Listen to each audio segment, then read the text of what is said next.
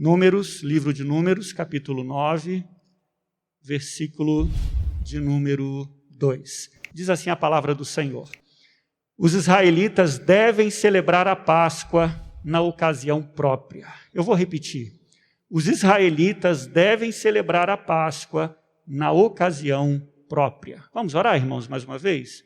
Peçamos a bênção de Deus para essa palavra que será ministrada. Senhor, em nome de Jesus, eu peço que o Senhor fale conosco nessa noite, edifique a tua igreja, ó Deus, gere temor ao teu santo nome no nosso coração, acrescente, Deus, mais fé, para que possamos viver da maneira que o Senhor deseja e espera que vivamos, pois a tua palavra diz que o justo vive pela fé. Que assim seja, Pai, em nome de Jesus. Amém. Louvado seja o Senhor.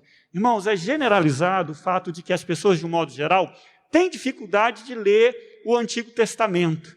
Na história da igreja, desde a antiguidade, as pessoas alegorizavam e alegorizaram as histórias bíblicas, porque, de fato, há muitas coisas que a gente não entende bem, né? Há todo um sistema cerimonial que, de um modo geral, para a gente hoje aqui, a gente pouco entende, acha até meio estranho, né? Alguns até confundem, dizem assim, nossa, isso aí é macumba, né? Sacrificando animais, sacrificando boi, bode, ovelha, né?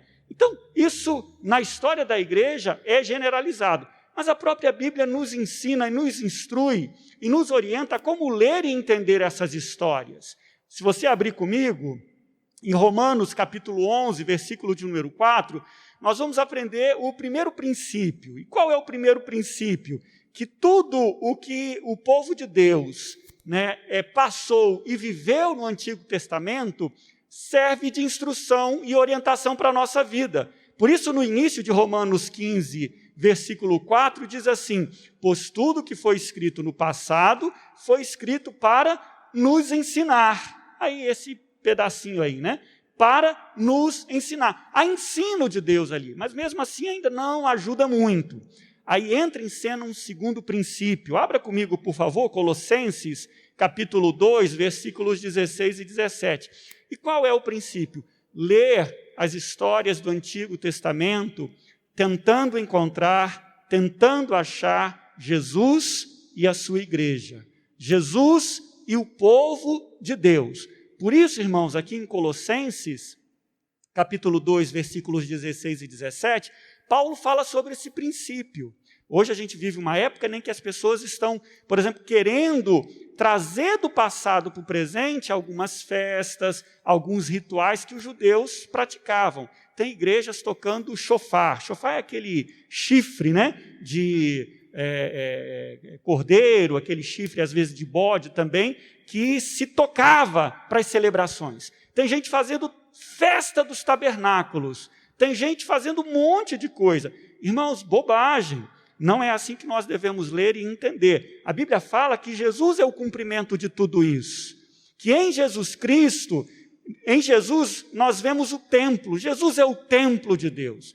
Jesus é o Cordeiro de Deus que tira o pecado do mundo. Jesus é o nosso descanso. Jesus, enfim, é tudo. Por isso que vai dizer assim, portanto, não permitam que ninguém o julgue pelo que vocês comem ou bebem, ou com relação a alguma festividade religiosa, ou a celebração de luas novas. Os judeus guardavam, tinha essa festa, ou dos dias de sábado, né? Ainda hoje o judeu guarda o sábado. Versículo 17, aí ele explica, essas coisas são o quê?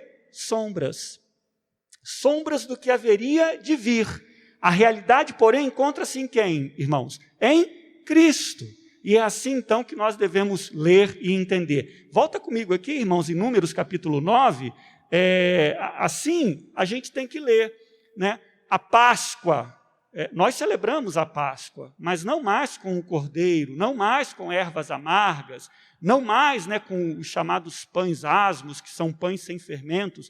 Nós entendemos que Jesus é o cordeiro pascal, que Jesus é o Cordeiro de Deus que tira o pecado do mundo. Nós entendemos que Jesus é aquele que nos tirou da escravidão, do império das trevas, e antes eram judeus. Agora nós somos esse povo que Jesus tirou do império das trevas e transportou para o reino de Deus. Louvado seja o nome do Senhor. Colossenses 1,13 fala isso, né?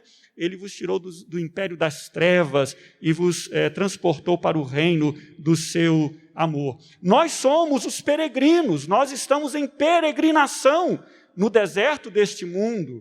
Então, irmãos, é assim que a gente lê, é assim que a gente deve entender as passagens do Antigo Testamento. Quando eu olho para Davi, eu posso tirar alguns exemplos, né, morais, alguns exemplos de fé, mas mais do que isso, Davi me aponta, por exemplo, para Jesus, o grande rei do reino de Deus, né?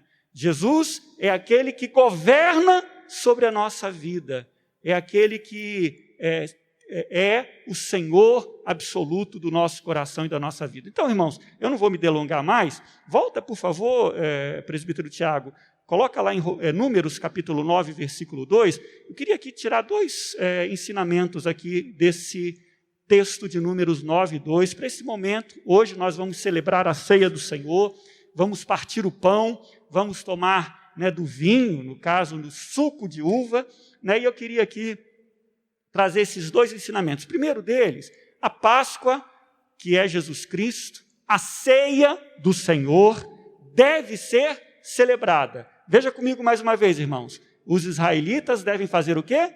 Celebrar. Lendo alguns autores de história da igreja, eu acho interessante eles nos lembrarem que os primeiros cristãos, eles não enfatizavam tanto a morte de Jesus. Não é que eles não enfatizassem, ou não dissessem, não falassem, mas eles celebravam, eles davam mais atenção à ressurreição. Porque a ressurreição é o símbolo, né, da nossa vida, ou nova vida que teremos. Porque a ressurreição é um fato que traz esperança. Porque a ressurreição aponta para um tempo em que eu e você, na eternidade, também experimentaremos, né, a ressurreição do nosso corpo, para nunca mais morrer, para nunca mais sofrer, para nunca mais passar pela doença, para nunca mais, né, ter nenhum desses problemas terríveis que nós vivemos aqui nesse tempo. Veja comigo que Deus manda, Deus ordena o quê? Celebrem. É para celebrar, né? Tem um colega que brinca, né, que tem no meio pentecostal, não sei quem é o pregador, que fala assim, é para aplaudir de pé, igreja. Então, irmãos, eu quero brincar e dizer assim, olha, é para celebrar, igreja. É para exaltar o Senhor nosso Deus, igreja, porque Jesus ressuscitou, porque Jesus é a nossa Páscoa, porque Jesus é a nossa vida. Exaltado seja o nome do Senhor. Irmãos, a ceia do Senhor, você sabe, é a nossa Páscoa. No Antigo Testamento, os judeus tinham 2 sacramentos. O primeiro era a circuncisão, tirar a pele do prepúcio, né, do órgão genital masculino, se cortava, aquilo era símbolo de impureza. Então, se tirava essa impureza, representa o nosso batismo hoje, né, quando nós somos lavados, quando todos nós, homens e mulheres, somos lavados, né, pelo sangue de Jesus, somos lavados dos nossos pecados. E a Páscoa, que é o símbolo, né, dessa libertação, nós fomos libertados. A ceia nos faz lembrar sobre isso, a mesa do Senhor nos faz lembrar sobre isso. Louvado seja o nome de Jesus Cristo. Irmãos, nós estamos aqui em peregrinação, e nessa peregrinação neste mundo, usufruímos muitas bênçãos de Deus, louvado seja o Senhor está conosco, peregrinando conosco, mas, irmãos, como é difícil, e de fato esse mundo é um deserto, né? Uma hora ou outra nós vamos nos deparar com a doença, numa hora ou outra nós nos deparamos com problemas, com dificuldades, numa hora ou outra nós enfrentamos, né, algum grande problema, e é assim, aqueles que amamos estão ao nosso redor, vão falecendo, vão passando para a eternidade. Quantas lutas, quantas dificuldades. E aí, irmãos, nós nos recordamos que Jesus Cristo, ele veio a esse mundo, né, para nos dar uma vida diferente. Não aqui e agora, porque infelizmente ninguém aqui vai deixar de passar por grandes dificuldades, mas para nos nos trazer consolo, nos trazer conforto. Louvado seja o Senhor, para nos lembrar, irmãos, que nós devemos celebrar a vida que temos em Jesus Cristo. Para nos lembrar, irmãos, que nós devemos celebrar a esperança que nós temos em Jesus Cristo. Para nos lembrar, irmãos, que o melhor de Deus está por vir, não como alguns cantam, né? Daqui a 10 anos vai ser melhor. Tomara que seja, Deus te abençoe, que daqui a 10, 20, 30 anos seja melhor. Mas o melhor de Deus é na eternidade, e a ceia me faz lembrar disso, irmãos. Então, a ceia é momento de lembrar para celebrar, para a gente festejar, né? Porque estávamos mortos. Se você abrir lá em Efésios 2:1, diz assim, estando vós mortos em vossos delitos e pecados, ele vos deu vida. Então a ceia eu lembro disso. Senhor, eu estava morto, hoje eu tenho vida, exaltado seja o nome do Senhor. A ceia é momento de celebrar, irmãos, de lembrar para celebrar, né, que as tribulações e os sofrimentos que nós passamos hoje não podem ser comparados com aquilo que há de ser revelado na eternidade. Louvado seja o nome do Senhor. Então, nossos olhos vão para lá. A ceia é momento de lembrar para poder celebrar, irmãos, que o Senhor não nos deixa sós. Amigos podem nos abandonar, familiares podem nos abandonar, é raro, mas pai e mãe podem abandonar, né? Mas Jesus nunca abandona. Eis que estou convosco todos os dias, até a consumação dos séculos. A ceia é para isso, a ceia é para celebrar. Então, em primeiro lugar, quando eu olho aqui, Números capítulo 9, versículo 2, o que é que eu tenho que fazer? Diga aos israelitas, né? Vamos celebrar, celebrem, devem celebrar a Páscoa. Segundo lugar, veja comigo em o nome do Senhor. Segunda lição que eu quero tirar aqui, irmãos, desse texto, observe aqui comigo, é que apenas os que estão pactuados com o Senhor devem participar da mesa, né? Apenas aqueles que estão pactuados com Deus devem participar da mesa do Senhor. O judeu, como eu disse aqui anteriormente, ele tinha 2 sacramentos, como nós temos 2 sacramentos. O primeiro sacramento era da circuncisão. Apenas os circuncidados poderiam participar. Apenas aqueles que pertenciam ao povo do Senhor no Antigo Testamento podiam participar. E podiam também, apenas eles podiam celebrar a Páscoa. Por isso, aqui, irmãos, embora possa passar desapercebido, Números capítulo 9, versículo 2, observe, os israelitas. Não é todo mundo, não é qualquer um, não porque Deus seja preconceituoso, ou porque Deus tenha, né, um padrão social, apenas os ricos, ou apenas determinada etnia, determinado povo é que possa. Não tem nada a ver com isso. Tem a ver com pacto, tem a ver com aliança, tem a ver com compromisso que Deus fez com o seu povo e o povo dele fez também com o Senhor. Irmãos, na ceia do Senhor é o mesmo. É apenas os crentes, aqueles que estão pactuados com Deus, podem e devem participar. A gente deve entender, irmãos, que isso aqui, repito, né, não tem nada a ver com preconceito. Se o presbítero Tiago puder, 1 Coríntios 11, 27 e 1 Coríntios 11, 29. Por quê, irmãos? A ceia, a nossa geração de crentes tem perdido isso. E eu falo isso com muita lástima, com muita tristeza. A ceia é o ponto máximo do culto e da celebração ao Senhor nosso Deus. A ceia é o momento maior do nosso culto, da nossa adoração, do nosso serviço, da nossa identidade com o Senhor nosso Deus. Na história da igreja a gente percebe isso, que era um momento assim, máximo mesmo, que o povo de Deus tinha com o Senhor. Então, era sempre uma grande expectativa, uma grande bênção. Por quê? Pela compreensão que se tinha da importância, da relevância da ceia, né, na vida do indivíduo. Por outro lado, irmãos, devemos, né, mas devemos participar com temor, devemos participar com reverência, devemos participar discernindo, entendendo este momento de fé na nossa vida. Esses 2 textos que nós vamos ler, 1 Coríntios 11, 27, 1 Coríntios 11, 29, fala do perigo de se participar sem estar adequadamente preparado. Diz assim o texto: portanto, todo aquele que comer o pão ou beber o cálice do Senhor indignamente, será culpado de pecar contra o corpo e o sangue do Senhor. Você vai para o versículo de número 29, porque quem come e bebe sem discernir o corpo do Senhor, e olha o finalzinho, come e bebe para a sua própria condenação. Irmãos, como é que a gente entende ou deve entender isso aí, né? De maneira como a igreja tem ensinado ao longo aí dos séculos e dos milênios. A mesa é para os israelitas, entre aspas. A mesa é para aqueles que estão pactuados com Deus. Aqueles irmãos que não apenas creem. Eu creio em Jesus. Ótimo, louvado e engrandecido seja o nome do Senhor. Né? Mas já professou a sua fé? Você já foi batizado? Você já manifestou publicamente, eu sou de Jesus Cristo.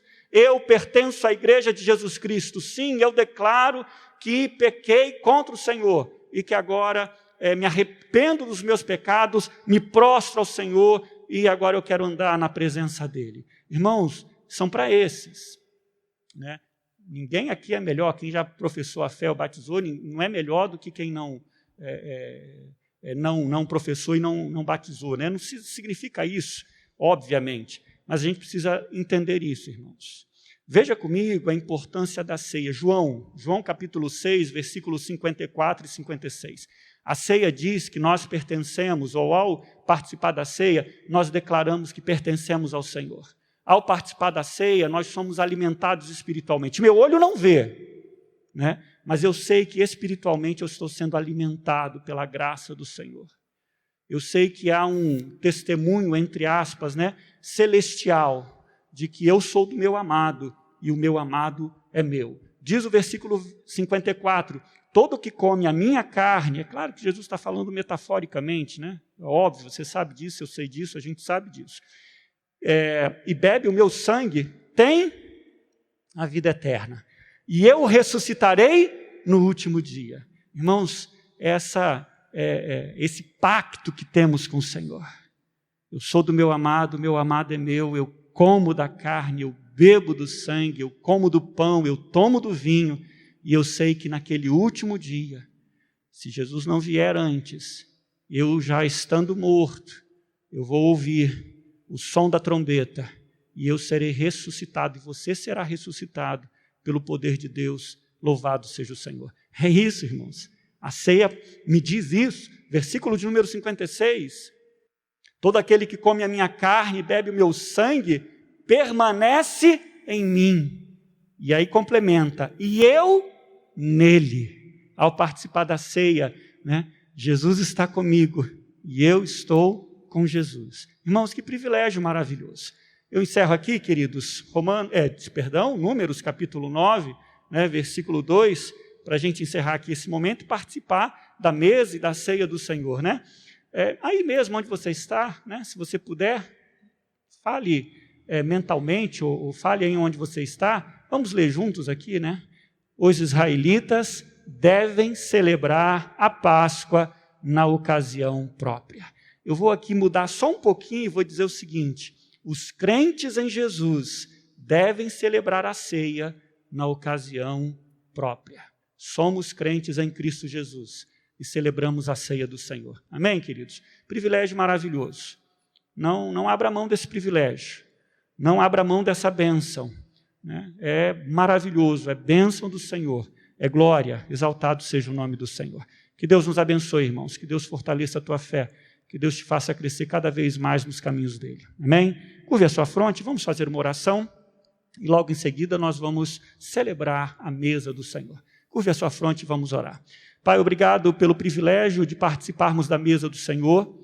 Obrigado porque ao participar, ao comer do teu corpo, ao beber do teu sangue, ao comer do pão, ao beber do vinho, nós, ó Deus, estamos no Senhor e o Senhor está em nós. Nós recebemos a garantia de que no último dia seremos ressuscitados. Nós temos, Deus, tantas outras bênçãos.